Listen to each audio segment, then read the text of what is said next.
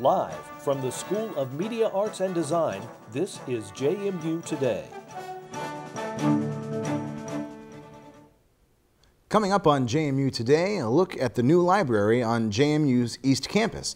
But first, news about an earthquake in Chile. Hello, I'm Brent Levy. And I'm Rachel Seda. A powerful earthquake shook northern Chile today. The earthquake was measured at a magnitude of 7.7. It knocked down power lines, caused roads to be closed, and cracked house windows. No one was injured from the earthquake, and only mild damage has been reported.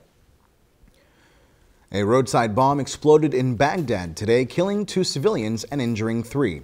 The bomb went off just outside the Green Zone compound in Baghdad, and the Green Zone houses the U.S. Embassy and other government ministries. Although security is improving in Iraq, sectarian strife remains a big danger. The preliminary hearing deciding whether O.J. Simpson should go to trial is expected to end today. The court is considering 12 charges, including kidnapping and armed robbery of 2 sports memorabilia dealers. Simpson's friend Michael McClinton testified that Simpson told them to bring guns to intimidate the sports memorabilia dealers. Simpson maintains that no guns were used during the confrontation. A poll released today shows Democratic presidential candidate Hillary Clinton leading a close primary race in Iowa. Clinton was favored by a quarter of Democratic voters, followed closely by John Edwards at 23% and Senator Barack Obama at 22%. This poll's results agreed with other recent polls regarding the Democratic primary that will be held on January 3rd. The U.S. Department of Justice is turning heads in Washington following its decision to reopen an investigation into the government's warrantless wiretapping program.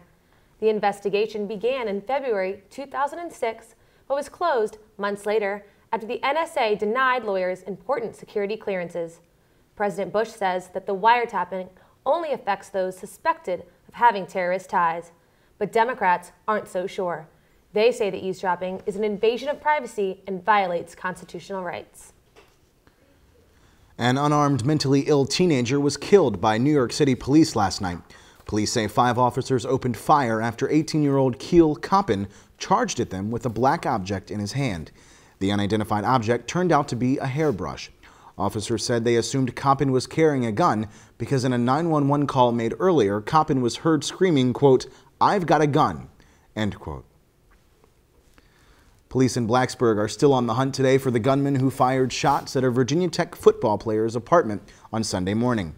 Junior Victor Harris said the gunfire occurred at his apartment after he attempted to break up a fight at a Blacksburg nightclub. No one was injured in the incident, and police say they are looking for a small black car that may belong to the suspect.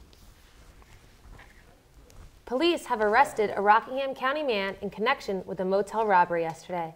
Neil Andrew Peters has been charged with robbery, abduction, and assault and battery.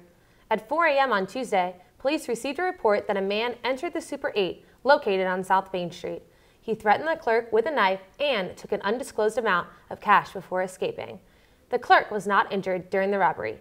Peters is currently being held at the Rockingham County Regional Jail. The City Council has agreed to provide Rockingham County an increase of 1 million gallons of water per day. The increase is coming as part of plans for a sewage upgrade. Harrisonburg will pay less for the plant upgrade by giving Rockingham County expanded capacity. Officials said that the county is getting more of the capacity because Harrisonburg is expected to grow at a slower pace in the next 20 years. The plant upgrade will cost over $76 million and be completed by 2010. JMU's new library is gearing up for its grand opening next fall. With many new capabilities and technological advancements, this library will supplement Carrier Library. JMU Today's Sheena Terry has the story. The CSET Library will primarily house science, technology, and health collections. The library will contain 46 group study rooms and will more than double the number of study seats available for students. The library will also have its very own cafe. And another important feature on the first floor is a 24-hour study space for students that's secure and accessible through a Jack card access. The 5th floor of the building will largely be devoted to the Center for Faculty Innovation as well as a branch of the Center for Instructional Technology. what I hope we really can do is continue the tradition of high levels of service and ultimately enhancing the teaching and learning experience for students here at JMU. And that's really, in the end, what it's all about. McGehee says the mission of the CSAT Library is to provide visible and proactive information services designed to meet the needs of academic departments on JMU's East Campus. For JMU Today, I'm Sheena Terry. In sports, Major League Baseball has announced Indians left-hander CC Sabathia as the winner of the AL Cy Young Award. Sabathia is the first Cleveland pitcher in 35 years to win the award. Sabathia defeated 3 other worthy contenders, including Boston's ace, Josh Beckett, for the award. JMU women's basketball coach Kenny Brooks has reached a career milestone. Tuesday night, Brooks collected his 100th win as head coach of the Dukes in their 73-53 win over Bucknell.